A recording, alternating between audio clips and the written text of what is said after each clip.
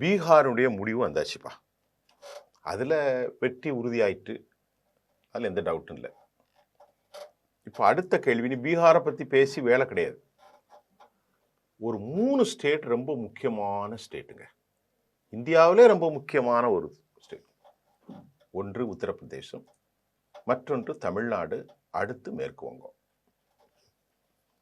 இந்த 3 ஸ்டேட்லையும் ஒரு ஸ்டேட்ல ஸ்டாலின் திமுக, மமதா பானர்ஜி மற்றும் பாரதிய ஜனதாவுடைய ஆட்சி, யோகி ஆதித்யநாத்.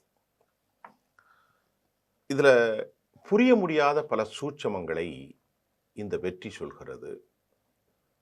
பத்திரிகையாளர்கள் எழுதக்கூடிய காரணங்கள் ஒரு பக்கம், அது உண்மையான காரணம் அல்ல. அவன் தேவைக்கேற்றவாறு ஒரு பெர்செப்ஷனை வச்சிருக்கிறாங்க.